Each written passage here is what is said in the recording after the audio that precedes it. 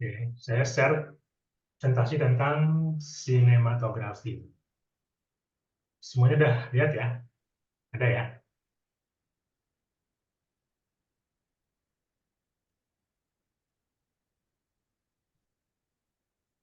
Oke, apa itu sinematografi? Sinematografi itu adalah seni ya, seni visual yang melibatkan kamera, lensa, dan pencahayaan dalam mewujudkan visi visual sebuah film.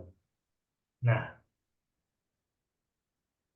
di sini kita bisa lihat bahwa ada unsur-unsur yang menjadi penyusun dari sinematografi itu. Yang pertama adalah kamera dan lensa. Ya, kalau kita membuat film, tentu kita harus memiliki peralatan ini ya. Kita mesti punya kamera lengkap dengan lensa, mungkin juga ada tripod. Tapi itu tidak cukup. Kita juga harus punya yang namanya apa itu pencahayaan atau lighting. Kalau kita syuting di siang hari di luar ruangan, mungkin kita cukup menggunakan pencahayaan dari matahari. Tapi ketika kita syuting di dalam ruangan dan ruangannya mungkin tidak terlalu terang, kita mutlak harus menggunakan pencahayaan tambahan. Kita harus punya perangkat lighting. Jadi secanggih apapun kamera yang kita miliki, tetap membutuhkan uh, lampu ya, lampu tambahan, pencahayaan untuk bisa menghasilkan gambar yang diharapkan dan gambar yang memang sesuai dengan standar ya. Jadi tidak mungkin kita hanya menggunakan kamera dan lensa saja. Nah, di sini kita pahami bahwa kita harus memahami tentang teknis kamera, kemudian kita juga harus memahami tentang teknis pencahayaan. Tapi untuk kali ini kita hanya akan fokus tentang kamera ya, kamera dan eh, bagaimana kita membuat visual dari ya kita bagaimana kita mewujudkan sebuah visi visual dari sebuah film dengan menggunakan kamera sebagai pengganti mata kita. Nah, apa saja elemen yang ada di dalam sinematografi? Nah, sinematografi itu memiliki 5 elemen ya. Yang pertama adalah kamera angle, yang kedua adalah continuity, yang ketiga cutting, yang keempat close up, dan yang kelima komposisi. Nah, ini juga mungkin mirip-mirip dengan ada beberapa yang mirip dengan eh, apa namanya materi fotografi ya.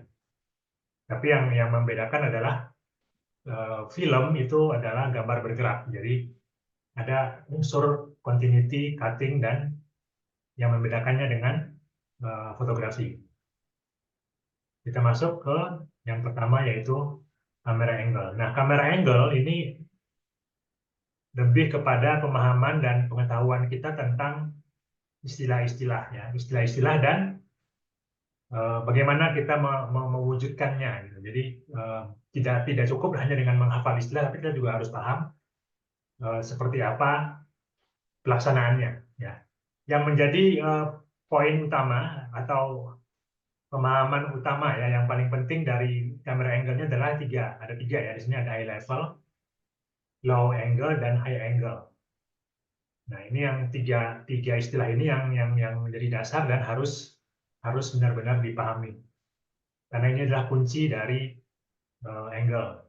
Yang pertama eye level shoot. Eye level ini adalah posisi kamera yang sejajar dengan mata.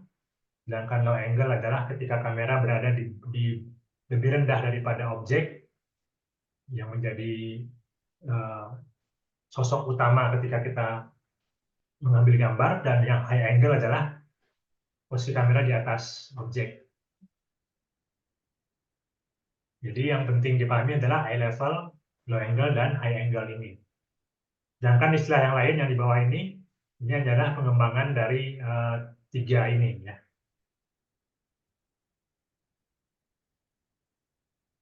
Nah, di sini kita lihat uh, seperti apa sih yang di low angle gitu ya. Low angle, ini contoh shootnya.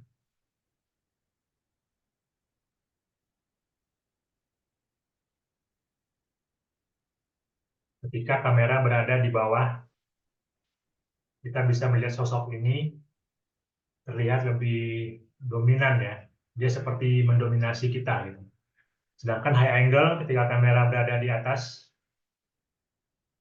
objek kita terlihat menjadi kerdil dan kesannya menjadi mereka menjadi tertekan, mereka menjadi lebih rendah.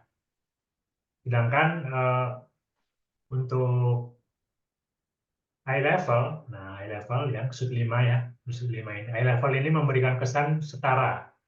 Dan inilah angle yang paling sering dipakai untuk film-film, terutama film-film drama. Ya, drama mungkin untuk adegan dialog, kita akan sering menemukan angle high level ini.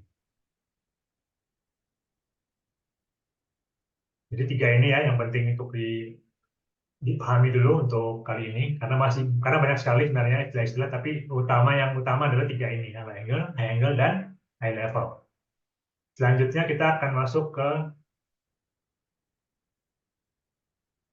shoot size atau type of shoot ya.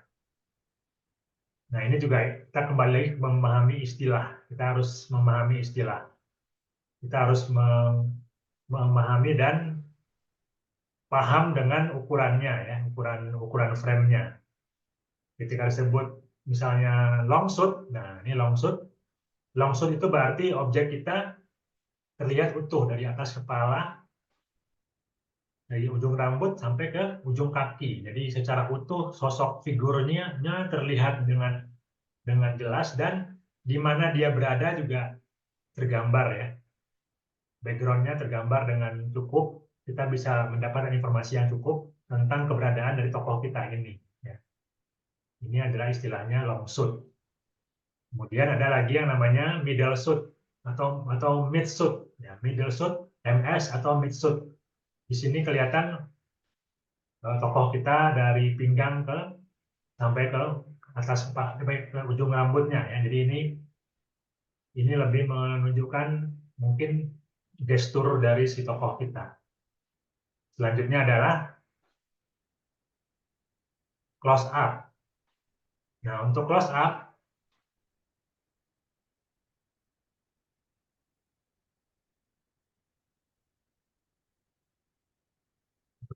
berarti tokoh kita terlihat lebih ke wajah. Fokusnya adalah ke ekspresi dari si tokoh ini ya. Jadi kalau kita ingin menonjolkan ekspresi dari karakter kita, kita harus memilih shoot size close up, mau itu big close up atau extreme close up. Ya, ini hanya pengembangan saja. Tapi yang utama adalah tadi ada long shoot, mid shoot atau medium shoot, dan close up. Tiga ini yang utama yang harus kita pahami, yang harus kita selalu ingat dan tidak boleh, ya ini mutlak lah. Jadi kalau kita mau belajar tentang fotografi atau belajar film, istilah-istilah ini harus kita hafal dan kita pahami. Ya, sampai kita lupa, jangan sampai kita masih belum paham gitu. Jadi cukup tadi ya untuk angle, cukup dengan low angle, high angle, dan high level. Kemudian untuk tipe shoot atau shoot size cukup dengan long shoot, medium atau mid shoot, dan close up. Jadi hanya tiga berarti ada 6 ya yang harus dihafal istilah-istilahnya, minimal sebagai dasar. Kemudian continuity. Nah, tadi unsur yang berikutnya adalah continuity. Nah, untuk memahami continuity, karena kita membuat sebuah film itu satu alur ya, ada alurnya gitu, ada apa namanya, susunan gambar-gambar yang kemudian disusun. Dia bukan still, dia bukan foto. Kalau foto satu gambar mewakili satu cerita, tapi kalau film dia adalah kumpulan dari shoot ya, ada beberapa shoot kemudian dikombinasikan di meja editing, dipotong-potong, kemudian disusun menjadi sebuah alur, satu scene, satu babak. Nah, dalam pengerjaannya tentu waktu kita mengerjakan atau merekamnya, tentu kan tidak mungkin itu dikerjakan dalam satu kali pengambilan ya. Biasanya kita akan melakukan pengambilan gambar berulang kali untuk merekam setiap shoot. Nah, di sini ada apa namanya rumus mungkin ya, macam rumus yang menjadi acuan kita ketika kita membuat sebuah perekaman gambar. Pertama, kita harus membuat yang namanya establish shoot dulu ya. Di sini ada rumusnya E sama dengan MC2, yaitu establish shoot. Kita harus mengambil tempat dulu, tempat di mana si peristiwa atau cerita kita berlangsung, kemudian kita bikin master shoot-nya. Di sini adalah M, master shoot-nya adalah adegan dari satu babak.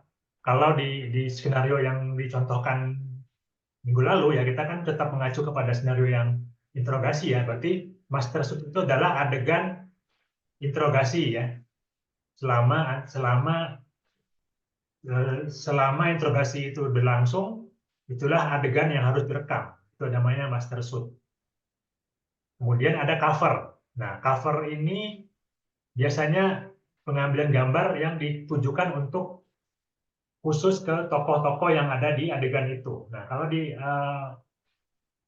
skenario interogasi di situ ada empat karakter.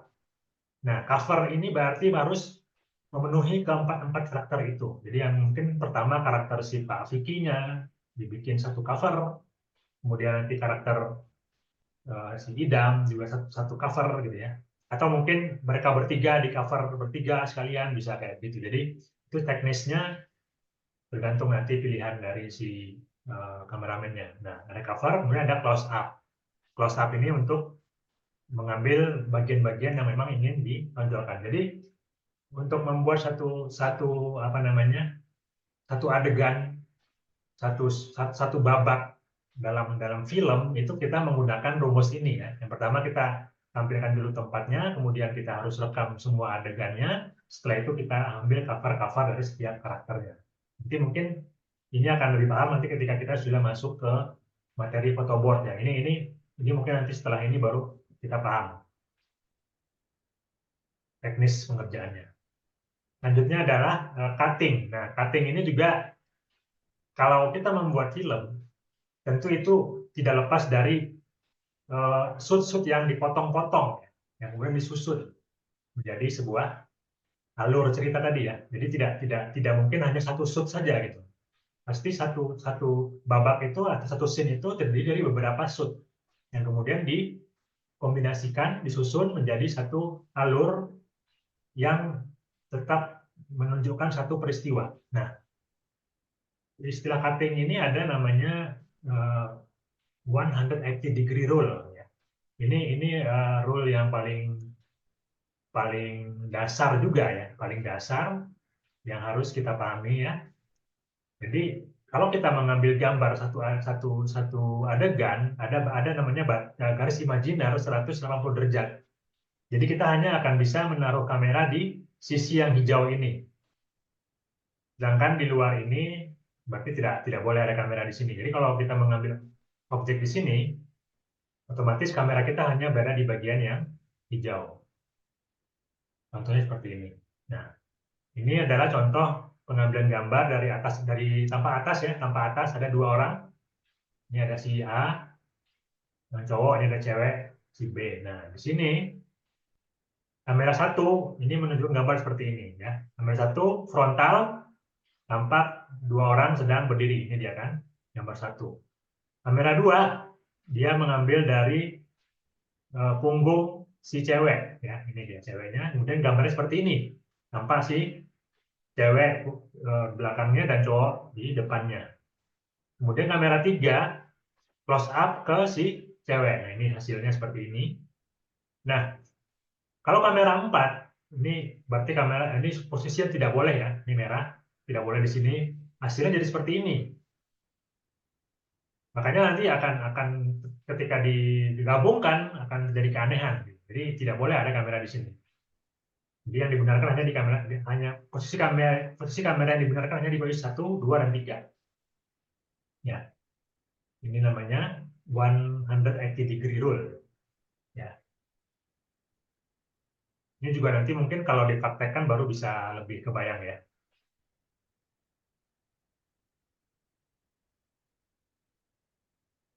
Nah, close up. Nah, close up ini juga salah satu apa namanya unsur sinematografi yang hanya ada di film.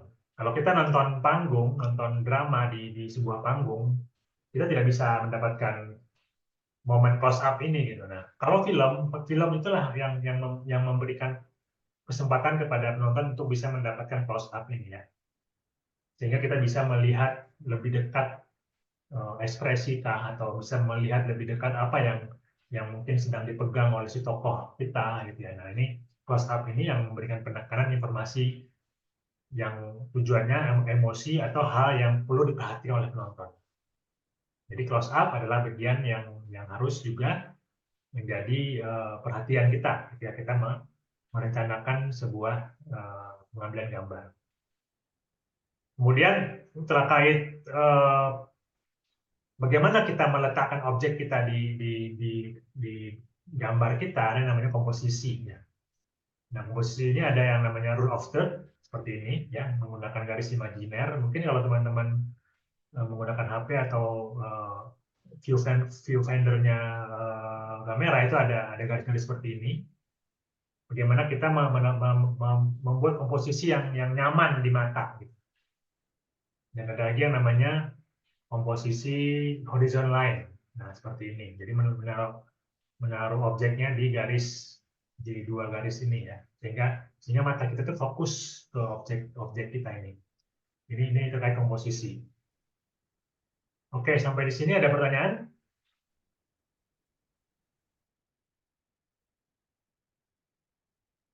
Tentang sinematografi? Silakan, ada yang bertanya.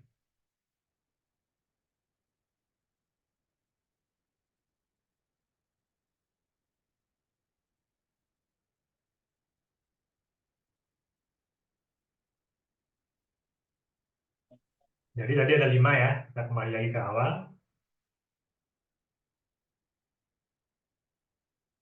Yang pertama adalah camera angle, continuity, cutting, close up, dan terakhir adalah komposisi. Nah, ini elemen yang ada dalam sinematografi yang harus kita pahami. Ada pertanyaan? Silakan. Kang, tentang spek kameranya gimana, Kang? Minimal. Gimana, Bu? Kurang jelas? Ditulis ya, ditulis.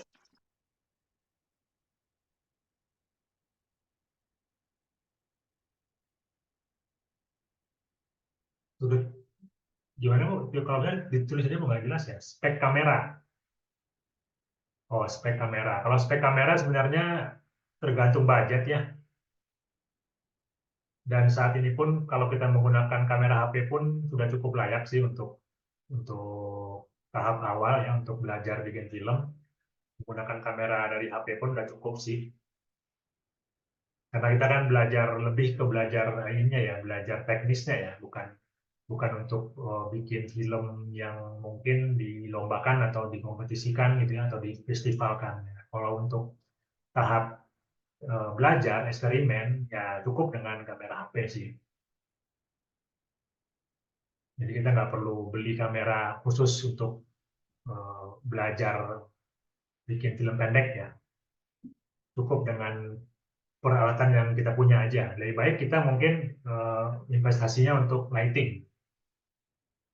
Jadi yang penting itu lighting sih. Kita belajar menggunakan lighting atau tripod. Kita pakai tripod, kemudian mungkin kita beli software editing itu mungkin lebih penting ya dibanding kita membeli kamera. Karena kamera relatif kalau kita memang sudah mulai serius ya mungkin kita mulai berpikir untuk membeli kamera. Karena sebenarnya kamera sekarang banyak disewakan. Tapi kalau untuk belajar, saya sarankan sih cukup dengan kamera HP aja. Sementara ya, untuk sementara. Begitu mungkin untuk spek kamera. Jadi sekarang kamera sih sangat sangat banyak pilihan ya. Jadi tergantung budget yang kita punya aja. Untuk tadi pertanyaan apa tadi yang dari ya minimalnya HP, kamera HP. Kamera HP itu udah minimal itu. Tapi kalau untuk iPhone misalnya itu udah cukup bagus ya. Walaupun kamera HP itu bagus. Sudut pandang maksudnya gimana ya ini, Kang Arsep? Sudut pandang perspektif maksudnya apa ya? Apa nih?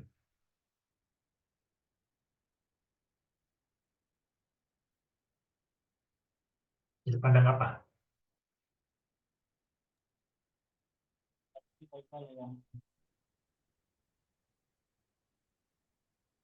Gimana? Ya, gimana?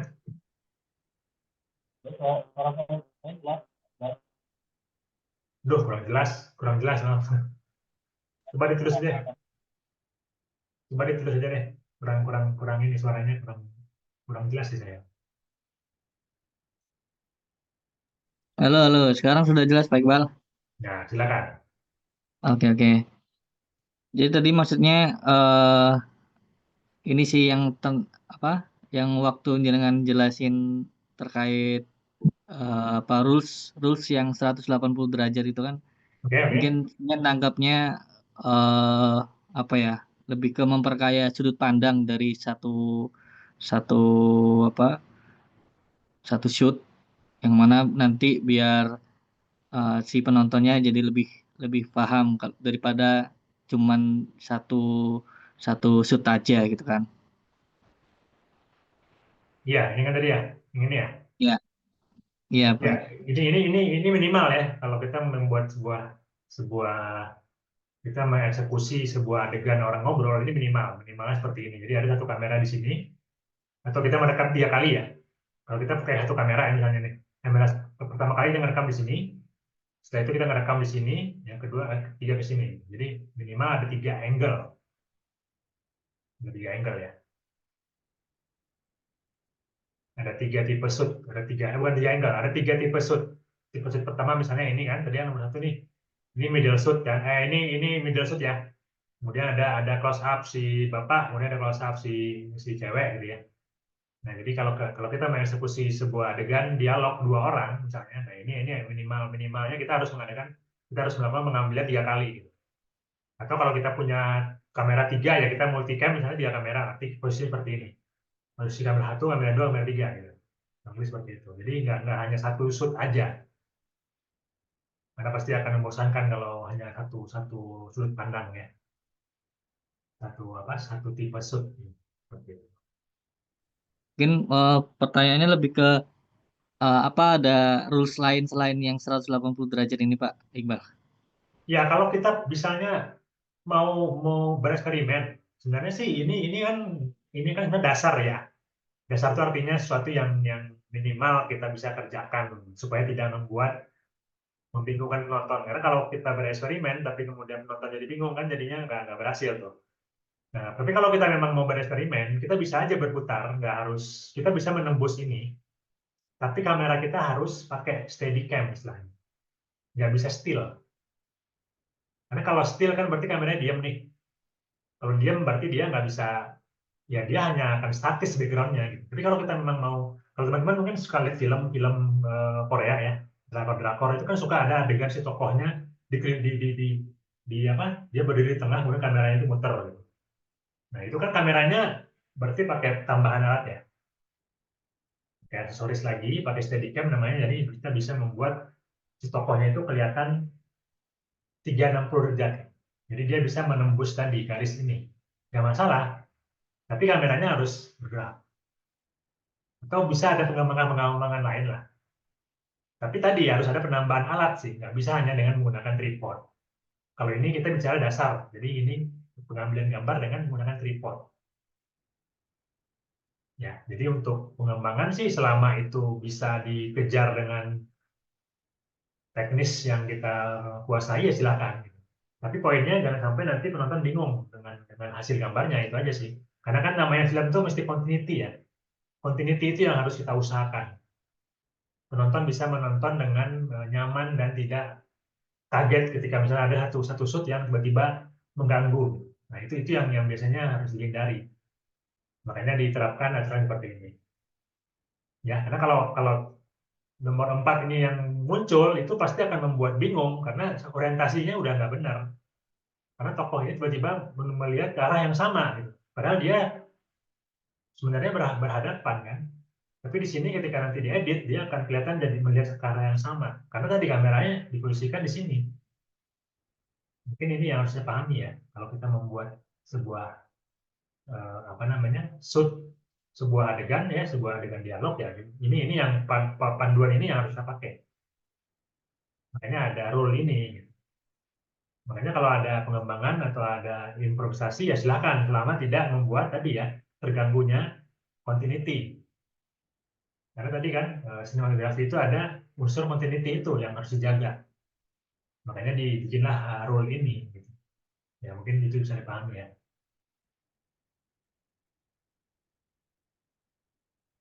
Oke, ada lagi pertanyaan terkait materi ini? Kalau nggak ada, kita bisa masuk ke tentang shoot-list ya, praktek tentang shoot-list dan photoboard.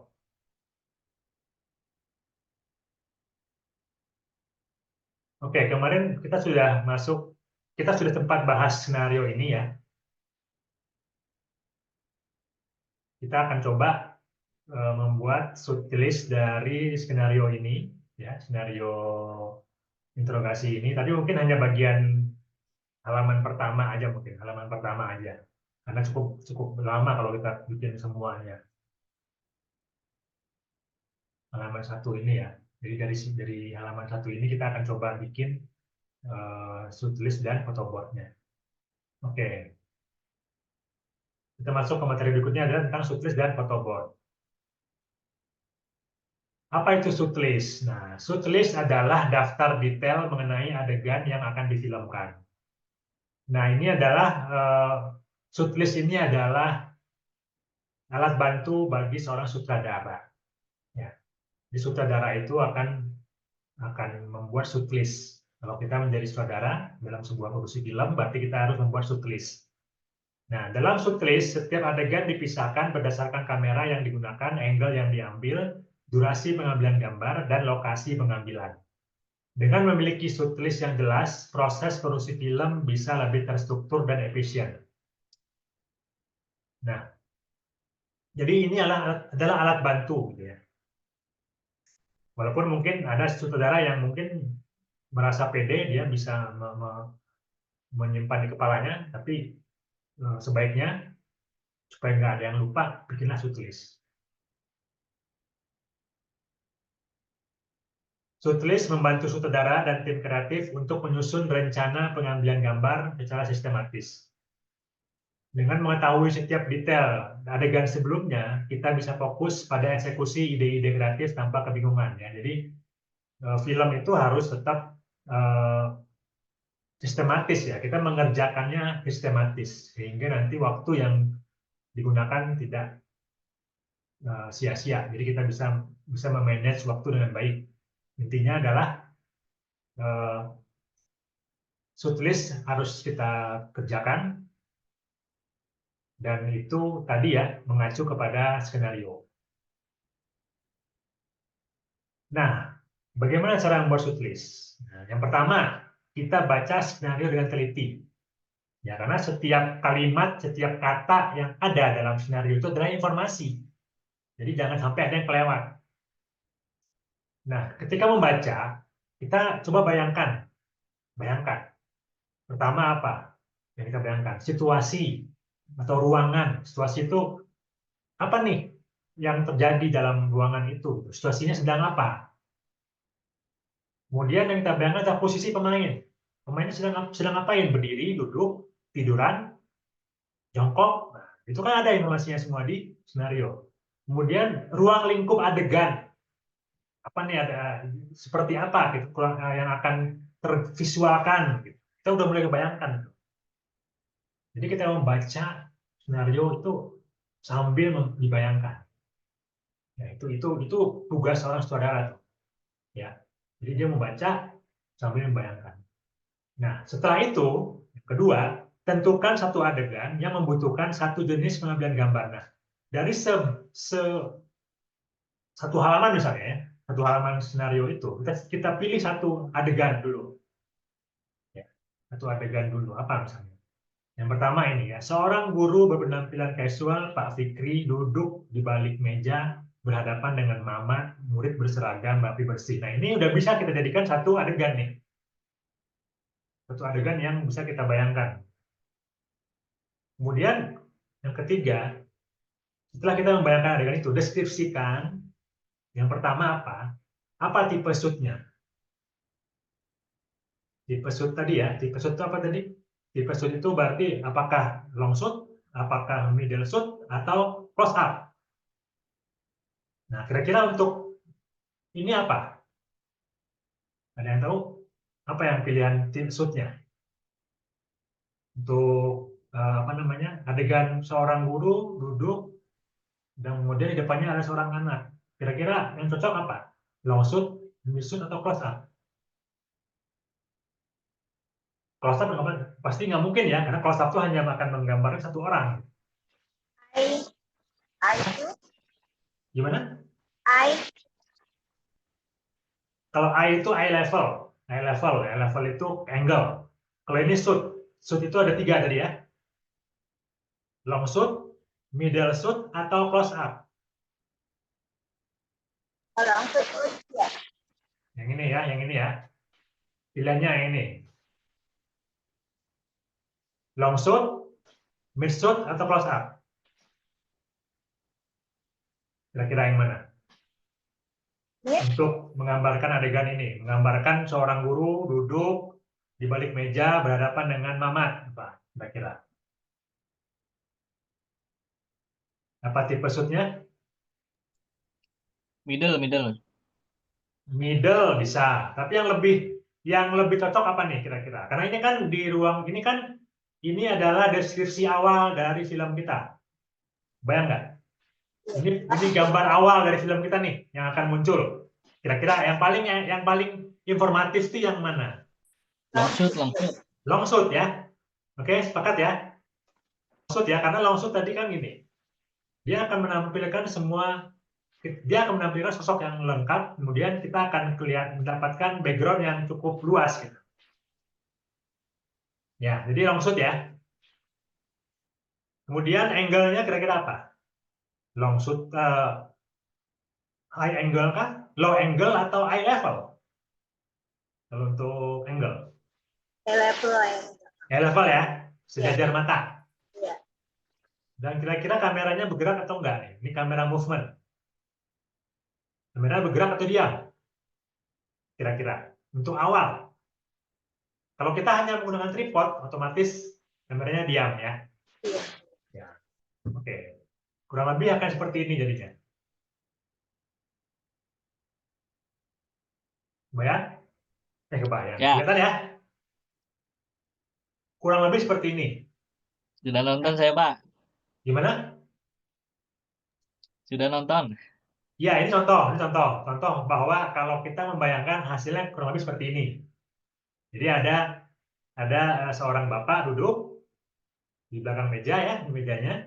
Kemudian ada seorang anak duduk, pakainya rapi. Kemudian kita bisa lihat nih, latar belakangnya ada sofa di sini, ada papan tulis, ada di sini ada buku-buku gitu ya. Kenapa long shoot? Tadi supaya kita bisa melihat gambaran utuh dari tempat tokoh kita ini berada. Dan kita bisa mengira-ngira, oh ini kira-kira di mana ya? Oh ini mungkin di ruang mana ya? Ruang guru ya? Mungkin di ruang BP atau di ruang wali kelas atau di mana ya? Tapi ini cukup informatif lah. Gambar ini seperti ini yang diharapkan gitu. Tapi ini apa namanya? Ini bayangan di kepala kita ya. Jadi ini bukan shootlist. Ini gambar bayangan di kepala kita nih. Kemudian muncullah ini ya, maksudnya long shoot, kamera angle-nya eye level, kamera movement-nya static. Nah, informasi ini kita masukkan ke tabel ini. Nah, ini namanya tabel shoot list. Nah, sinilah nanti kita akan isi nih. Scene 1. Scene itu artinya babak. Scene 1. Shoot 1. Lokasinya di mana? Ruang guru. interior atau exterior, interior. Day atau night, day. Type of shoot-nya apa? Long shoot. Kamera angle-nya apa? Eye level. Kamera movement-nya apa? Statis, ya, diem. Deskripsinya apa? Pak Vicky duduk di balik meja berhadapan dengan Mamat. Nah, ini contoh shoot list. Ada pertanyaan?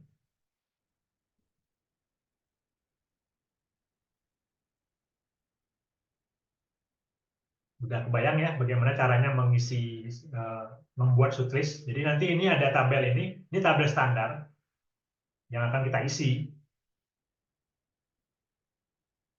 Dan tadi cara mengisinya Bang, udah saya kasih tahu. Ya gimana? ini nanti ada bahasan terkait storyboard nggak Pak Iqbal?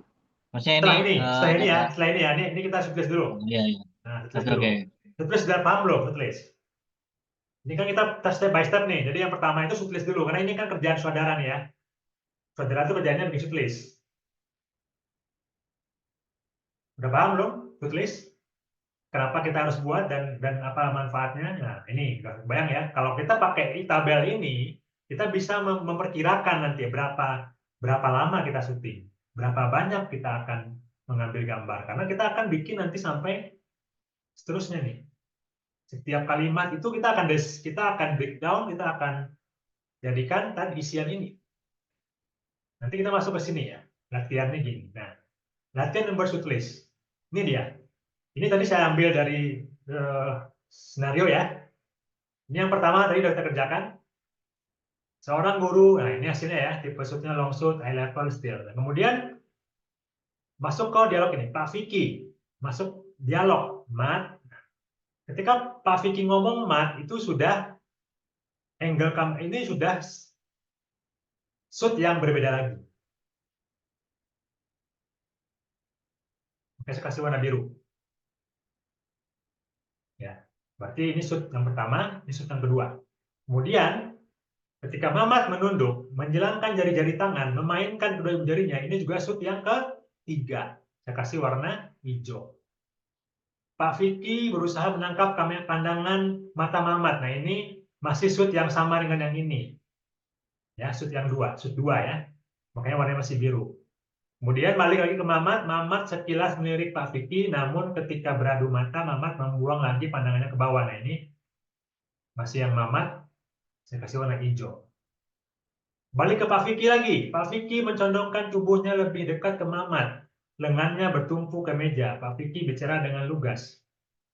Bapak masih nunggu jawaban kamu. Nah, ini yang kita harus terjemahkan seperti ini.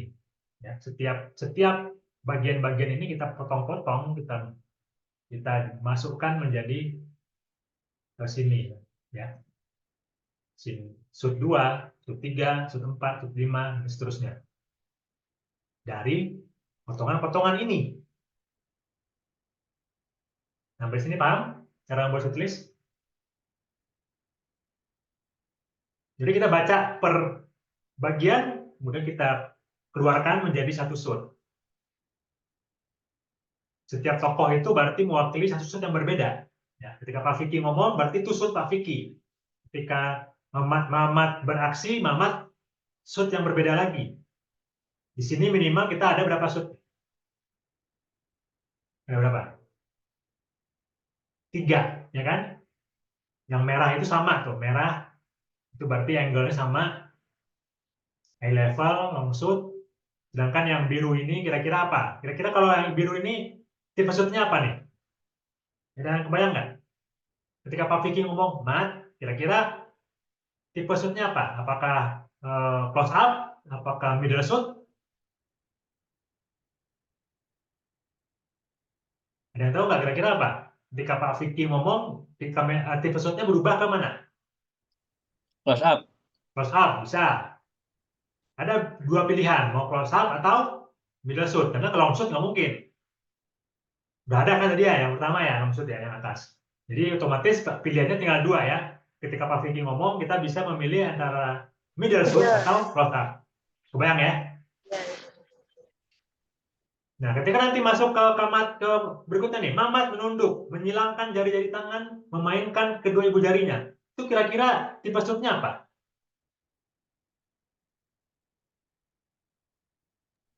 Ekstrim. Pasti bukan long shoot. Close up, Ya, close up, atau middle. ya, pilihannya hanya dua itu. Tapi kalau memainkan jari-jari bukan mungkin close up kan? Karena kita Ekstrim, akan ekstrim. melihat dia nunduk sambil memainkan jari. Jadi kan kemungkinan middle karena kita memberi ruang sampai ke pinggang dia kan. Tadi kan kita lihat kalau middle itu kan sepinggang. Jadi kalau dia megang tangannya masih kelihatan. Tapi kalau close up, nah kelihatan tangannya. Jadi pilihannya adalah apa? Middle shoot. Jadi ketika Mamat menunduk, menjelangkan jari-jari tangan, memainkan kedua jarinya, berarti tipe shootnya adalah middle shoot, ya, bukan close up. Kalau Pak Vicky ini, karena Pak Vicky ini hanya ngomong, dia tidak ada action, ya bisa kita ambil close up atau middle shoot, boleh dipilih gitu. Tapi untuk Mamat menunduk, menjelangkan jari-jari tangan, memainkan kedua ibu jarinya, berarti middle shoot. Karena kalau close up hanya kelihatan mukanya aja. Bayang ya. Kalau angle-nya apa kamera angle-nya? Tetap eye level. Atau bisa pilihan lah, bisa low angle juga bisa. Bisa high angle juga bisa, itu hanya pilihan. Kalau mau kesannya si Mamat dibikin tertekan, mungkin Mamat diambil dengan high angle. Kalau ingin nunjukin si Pak Vicky-nya kelihatan lebih dominan, ya kita berarti ngambilnya low angle. Itu pilihan kameranya ya, pilihan kamera angle-nya. Tapi untuk tipe shoot tadi ya, ada long shoot, close up, dan middle shoot. Sampai sini paham? Cara membuat shoot list? Nanti itu masukkan lagi ke tabel ini ya. Masuk sini lagi. Shoot 2. Nah, Pak Vicky berkata mat. Di sini tulis apa? Close up.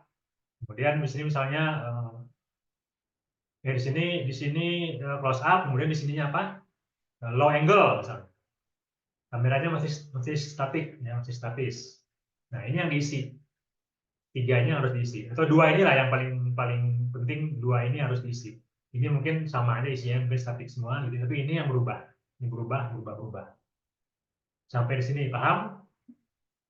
Cara pengisian form shoot list.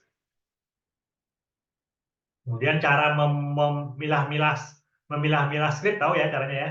Jadi setiap adegan itu berubah, setiap tokohnya pindah ke tokoh lain, nah itu berarti kamera berubah lagi tuh. Ya, ketika Pak Vicky ngomong, berarti Pak Vicky yang dilihat, yang di close up. Kemudian ketika Mamat menunduk, Mamat yang di shoot gitu.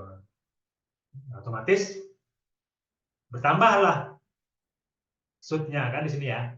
Shootnya ini nih, 1, 2, 3, terus ke bawah. Nanti deskripsinya nambahin di sini gitu. Sampai sini paham tentang shoot list? Atau masih bingung?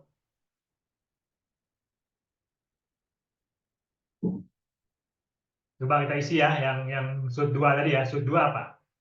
Shoot 2 Pak Vicky ini ya. Pak Vicky, Mat. Nah, berarti kalau ini apa isiannya? Pak Vicky, Mat. Kita bayangkan Pak Vicky itu close up ya. Berarti di sini close up. Kamera angle-nya apa? Low atau low angle misalnya. Ditulis sini. Pak Vicky berkata Mat. Kemudian yang ketiga, shoot 3 di sini diisi Mamat menunduk, menjelangkan jari-jari tangan, memainkan kedua ibu jarinya. Berarti di sini.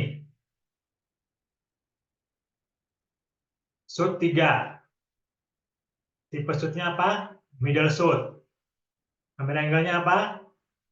High angle. Nah, Mamat duduk dan menjelang-jelangkan jarinya. Ini deskripsinya terus di sini.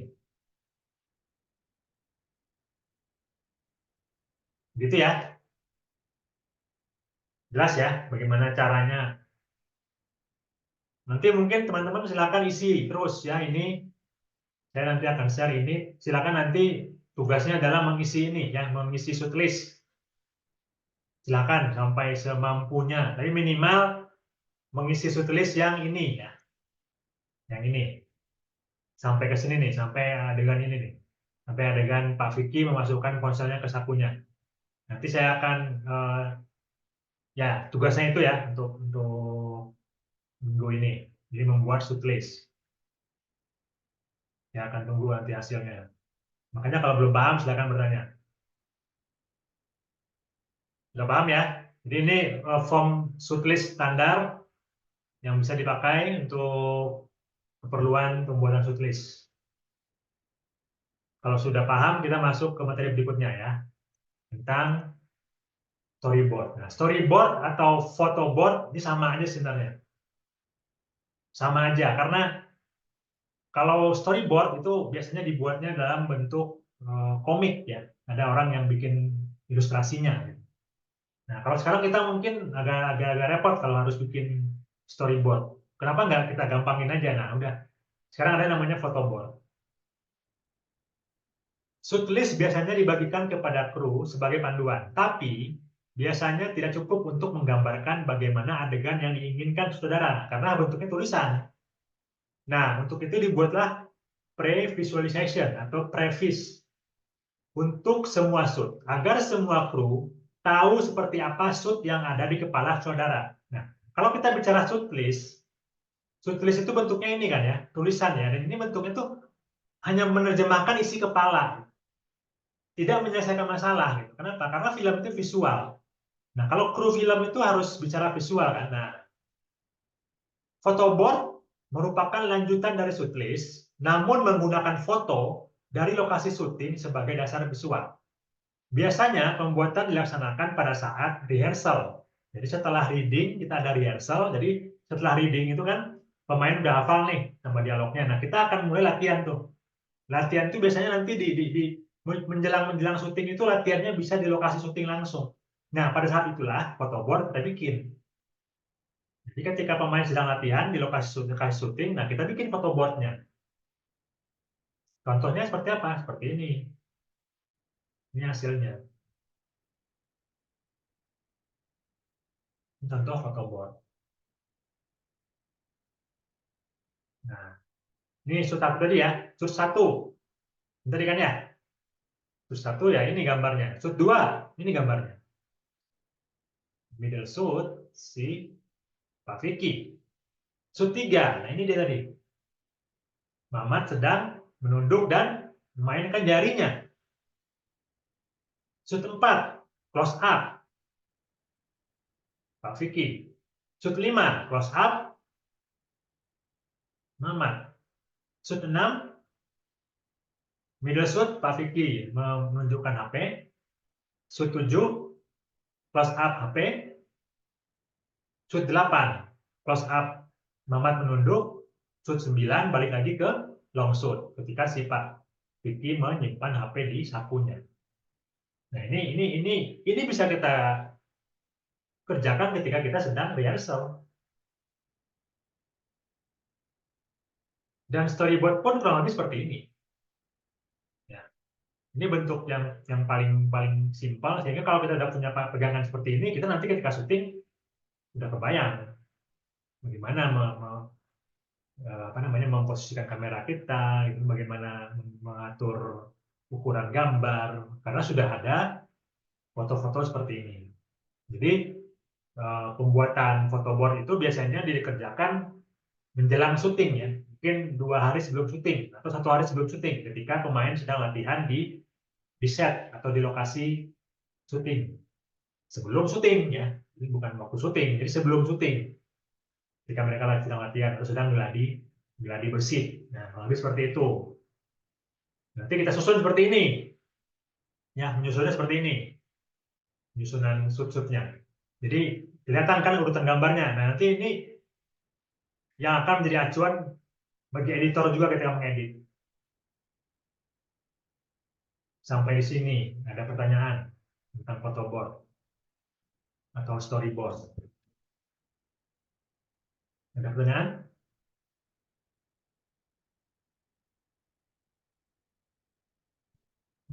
Jadi Mas Arsyad tadi katanya ngomongin tentang storyboard. Apa yang belum jelas tentang storyboard? Silakan, apa? Ada yang mau ditanyakan?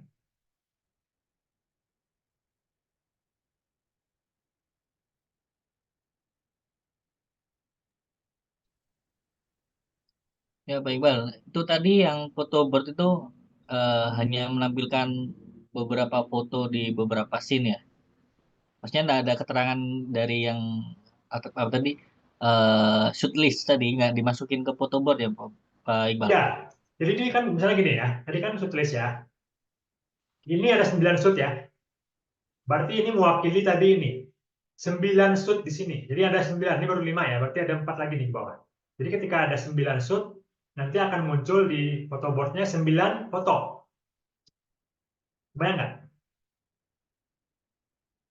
Jadi kalau misalnya shoot listnya ada 50, berarti ada 50 foto.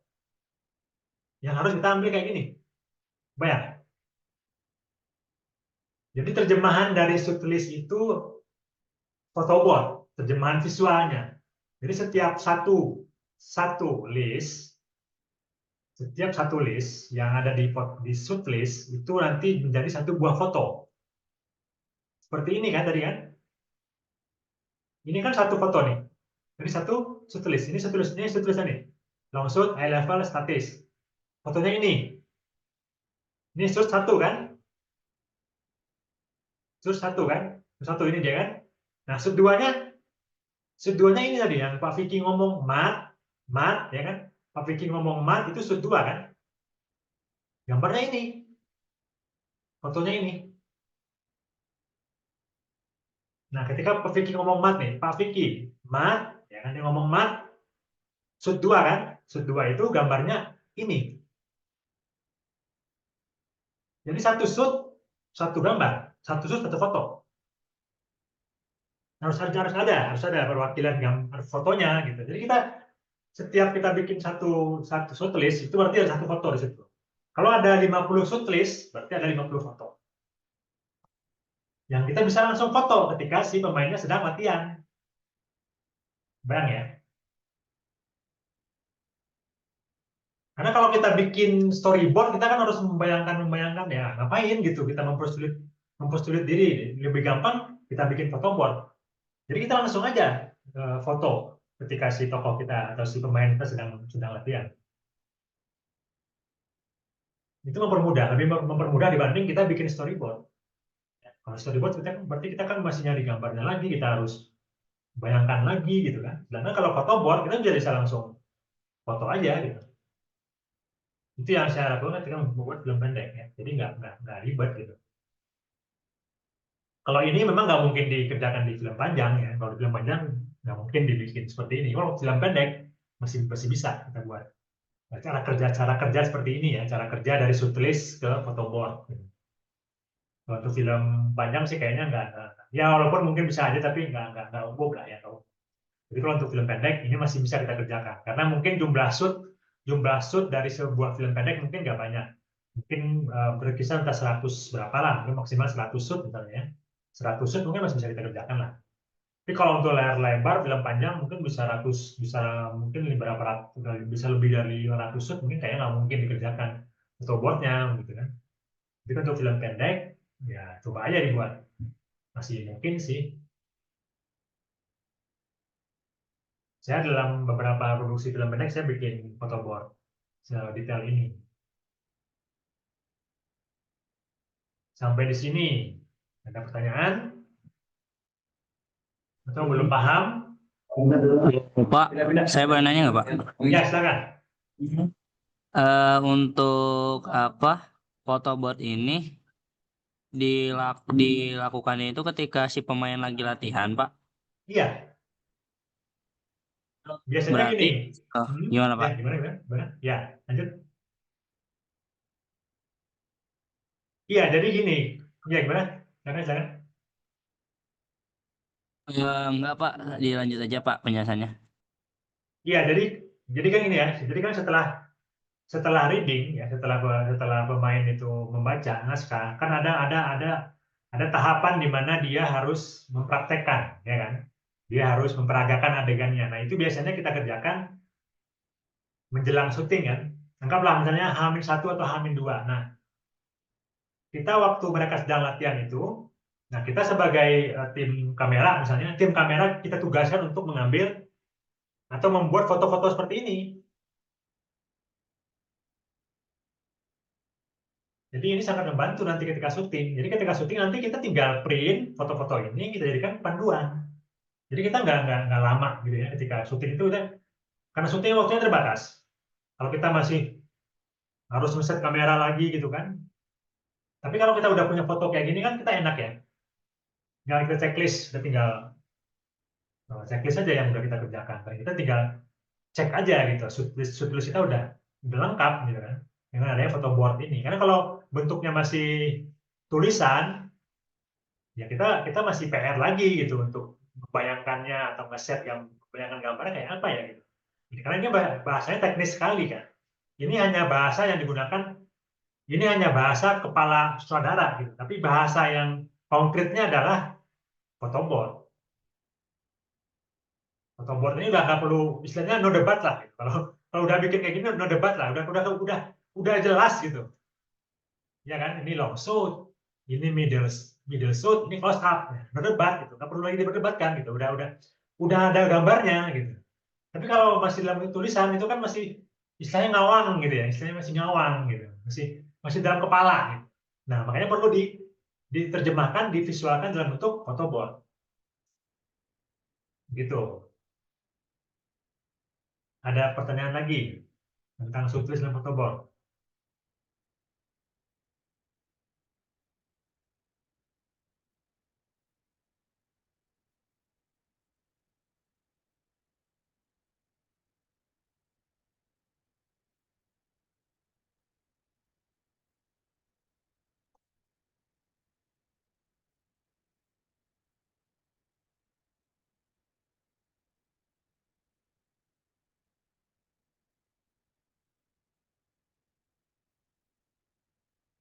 Jadi yang penting dipahami adalah ini ya, photoboard merupakan lanjutan dari shoot-list, namun menggunakan foto dari lokasi syuting sebagai dasar visual. Nah, idealnya ini yang kita kerjakan ya. Kita mengerjakannya bersamaan dengan proses rehearsal atau proses latihan pemain di lokasi syuting. Kalau tidak bisa di lokasi syuting nggak masalah.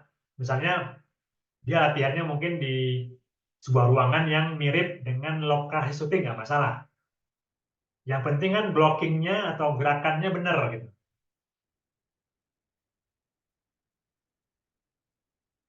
Oh, berarti Pak tempatnya juga bisa di mana aja gitu ya Pak? Yang Bisa, penting yang penting pemainnya, yang penting pemainnya. pemainnya aja gitu kan Pemainnya disesuaikan. pun kalau misalnya, oke lah, misalnya kalian nggak bisa pakai pemain yang benar, ya kalian bisa pakai kru, ya kan? Kebayang nggak?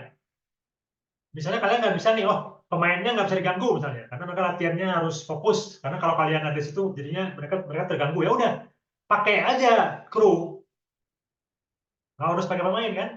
Kan kalian bisa bayangin nanti kurang lebih dia duduknya kayak apa sih gitu. Bisa kalian simulasikan dengan menggunakan kru juga. Gitu. Nggak harus pemainnya sih. Kalau misalnya pemainnya nggak bisa, misalnya pemainnya syutingnya tempat lain misalnya, kan? Kalian harus bikin bikin photoboard di tempat lain lagi gitu ya nggak masalah. Tapi kalian pakai aja stuntman misalnya ya, stuntman-nya. Iya, pakai stuntman. Paham ya? Kebayang ya? Jadi yang penting itu proses pengerjaannya itu. Nggak harus ya idealnya memang di lokasi syuting. Jadi kebayang langsung gitu kan. Kebayang gitu. Tapi kalau misalnya susah kalau mereka latihannya di mana ya udah bikin aja sendiri. Ganti aja pakai stuntman ya nggak masalah. Yang penting prosesnya aja. Prosesnya paham ya. Jadi setelah ada shoot-list, nah bikinlah photoboard ini gitu. Karena ini sangat-sangat memudahkan. Karena pengalaman saya ketika misalnya kita nggak bikin photoboard, itu si tim kameranya akan butuh waktu lebih lagi gitu untuk ngeset kamera, ngeset nanti ngobrol lagi sama saudara, ngobrol lagi sama ini. Jadi makan waktu, sedangkan syuting itu biasanya kita waktunya terbatas. Ya kan? Kebayang ya, kita syuting kita punya waktu syuting 1 hari misalnya. 1 hari itu benar-benar dari jam 8 sampai jam berapa? Jam 5 misalnya. Itu kan waktunya terbatas ya. Kalau kita banyak habis waktu untuk berdebat, ya akhirnya mungkin waktu yang tersedia itu jadi nggak cukup. Kira nambah lagi 1 hari lagi, dan nambah 1 hari lagi itu nambah lagi biaya sewa kamera, nambah lagi biaya makan. Artinya boros dari sisi manajemen produksi. Nah, makanya dengan adanya shoot list, dengan adanya photo board, perencanaan ini akan mengurangi tadi ya hal-hal yang tidak perlu ketika syuting. Jadi ketika syuting itu kita sat. Jadi kita kerjanya itu cepat gitu, nggak bikin pemain stres juga gitu. Karena kalau pemain itu kan biasanya kalau kelamaan juga dia, duh ini kok lama banget ya setting kameranya gitu. Mereka juga jadi nggak nyaman gitu. Tapi kalau kita tim kameranya cepat, dia sigap, acting pemain pun jadi terbantu karena mereka nggak banyak waktu kebuang gitu. Jadi mereka bisa menghemat energi mereka juga sebagai pemain. Jadi banyak banget keuntungannya ya kalau kita bisa membuat shootlist dan photoboard.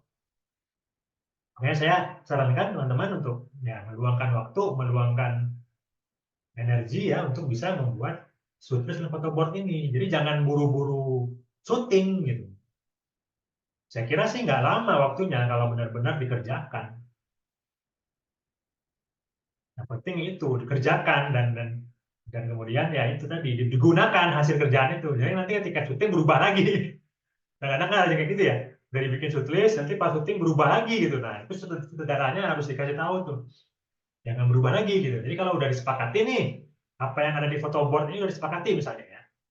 Kita akan ambil gambar seperti ini ya. Kita harus sepakat. Jangan berubah lagi nanti. Ketika syuting tiba-tiba ada ide baru lagi. Oh ini nggak gini ya. Itu jadi kacau nanti. Jadi ini harus istilahnya di ACC ya. Di ACC disepakati oleh tim kamera dan saudara. Biasanya kan itu kan yang akan berdebat nanti di lapangan. Nah, jadi saudara sama tim kamera sepakat dulu dengan photoboard ini. Oke, sepakat. Nah, setelah sepakat baru nanti dipakai di waktu syuting. Begitu. Begitu ininya ya. Urutan-urutannya dan begitu cara-cara apa namanya? Tahapan-tahapannya kalau kita mau bikin film. Jadi tidak dikerjakan semuanya ketika syuting gitu. Ketika syuting baru dipikirin angle-nya gitu ya. Lama jadinya kan nggak efektif waktu kita gitu. Jadi kerjakan di praproduksi itu semua. Di praproduksi itu kita berlama-lama, kita sampai detail-detailnya kita kerjakan. Supaya apa? Supaya ketika syuting itu bisa meminimalkan waktu gitu. Silakan. Ada pertanyaan lagi? Hmm.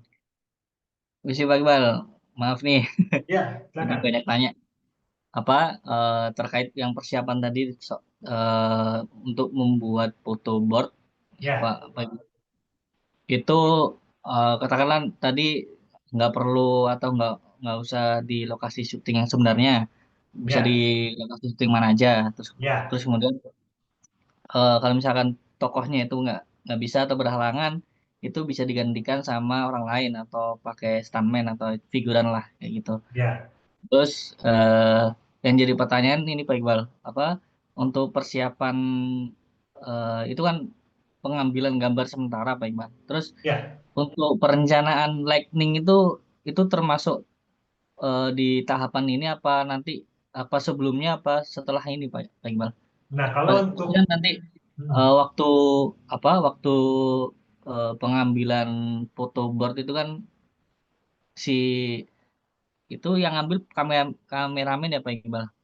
ya, Ya jadi itu nanti hmm, pasti kan ada kebayang, oh ini kurang cahaya di sini atau gimana itu nanti maksudnya di mana Pak Iqbal? Terima kasih Pak Iqbal. ya sebenarnya ada satu lagi tahapan yang namanya reki ya.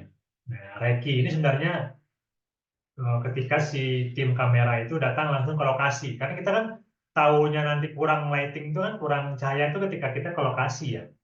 Tapi paling tidak ketika kita bikin foto board ini kita udah punya prediksi lah.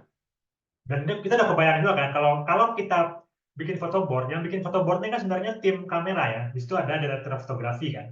Ada director fotografi, ada kameramen di situ.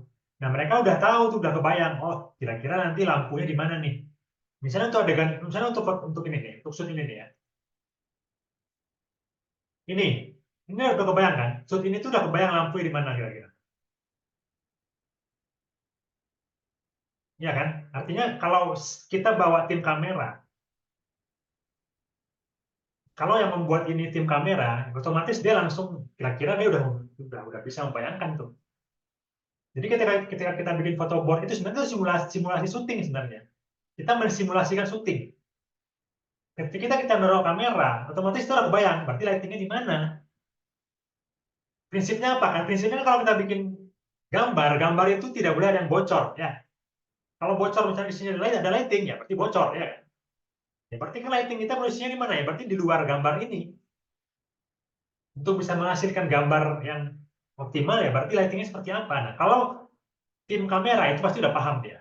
Karena tim kamera itu nanti kan dia bawa, namanya itu tim gaffer kan. Tim gaffer itu kan tim lighting.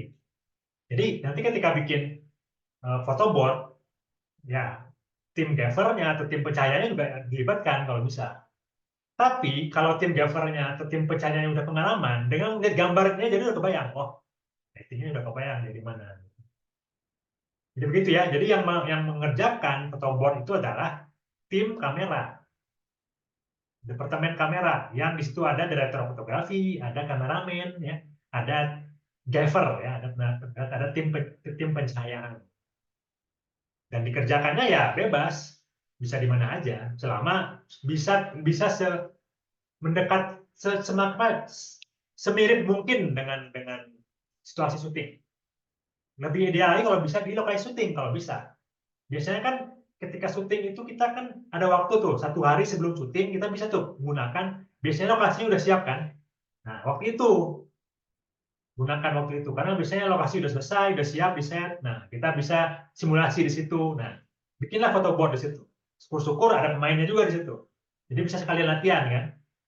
Jadi ketika syuting, hari H syuting itu udah kebayang gitu. Nggak ngira-ngira lagi, udah tahu titik-titiknya. Udah tahu kamera di mana, lighting di mana gitu. Karena udah nyoba langsung di lokasi gitu kan. Itu ideal, itu ideal. Tapi kalaupun nggak berhasil di situ, ya paling tidak kalau kita udah bikin photoboard, kita tuh udah simulasi syuting lah. Gitu ya, bayang ya. Karena kan dengan bikin photoboard kita kan pasti ngeset kamera juga kan. Otomatis itu udah di kepala kita juga udah kebayang lighting di mana ya. Karena itu simulasi sebenarnya ketika kita bikin photoboard itu. Berbeda kalau kita nggak bikin storyboard. Storyboard itu kita kan bisa aja bikinnya dengan ilustrasi gambar gitu kan. Atau ambil foto di internet bisa aja kayak gitu. Tapi kalau bikin photoboard ya kita bikin gitu. Kita bikin. Benar-benar kita foto gitu. Kita ada orang, suruh dia acting, kita foto. Nah, itu photoboard.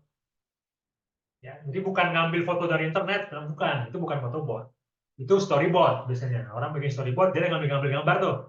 Bisa ada gambar-gambar yang mirip diambil gitu, itu storyboard. Tapi kalau photoboard, memang kita foto langsung. Kita ngerjain langsung fotonya gitu. Dengan orang yang benar gitu, ada orangnya kita foto gitu. Nah, itu photoboard namanya. Bukan storyboard. Kalau storyboard ya bisa aja kita ambil foto dari itu ya, foto-foto stok dari mana kita ambil yang mirip-mirip, kita bisa jadikan referensi gitu. Nah itu nggak cukup membantu sebenarnya, tapi kalau photoboard itu pasti membantu banget karena itu adalah simulasi dari syuting, ya bayang ya, gitu. Ada lagi pertanyaan tentang bagaimana membuat photoboard? Yang jelas udah tahu fungsinya ya, bahwa shootlist dan photoboard ini sangat-sangat membantu, ya. Jadi kalau kita bikin film, kita punya waktu praproduksi yang cukup. Yang penting itu setelah reading dan rehearsal adalah membuat shootlist dan membuat photoboard. Mungkin dalam waktu 1-2 hari cukup lah ya untuk bisa membuat shootlist dan photoboard ya. 2 hari cukup sebenarnya sih. Sehari shootlist, sehari photoboard. Kemudian untuk reading, rehearsal mungkin itu di tim yang berbeda lagi kan ya, di tim yang berbeda lagi. Tapi ini fokus tim kamera ya yang mengerjakannya. Shootlist dan photoboard ini. Bersama-sama mungkin saudara juga terlibat di sini. Begitu teknisnya ya. Ada pertanyaan lagi tentang shootlist dan photoboard? Untuk tugasnya, silakan lanjutkan pembuatan shootlist ya yang ini. Silakan diisi dari ini ya. Nanti saya akan share materi ini. Silakan teman-teman. Nanti saya juga akan share formnya, form shootlist dari materi yang ini. Silakan dibuat shootlistnya. Saya ingin tahu sejauh mana teman-teman bisa memahami cara pembuatan shootlist.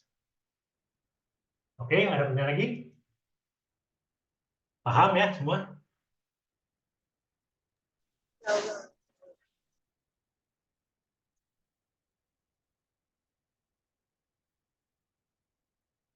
Kalau sudah tidak ada, mungkin kita cukupkan saja materi kita pada malam hari ini. Jadi fokus kita adalah storyboard, showcase dan storyboard. Nah, tugasnya tadi ya, bisa sampaikan. Kemudian nanti materi tambahan tentang showcase dan storyboard akan saya share dalam bentuk video atau link lainnya ya di grup. Oke, teman-teman. Terima kasih atas perhatiannya. Semoga bisa menjadi tambahan pengetahuan dan bisa dipraktekkan nanti dalam produksi film pendek teman-teman. Kita tutup dengan baca hamdalah. Terima kasih atas perhatiannya. Assalamualaikum warahmatullahi wabarakatuh. Waalaikumsalam warahmatullahi wabarakatuh. Wabarakatuh. Terima kasih Pak.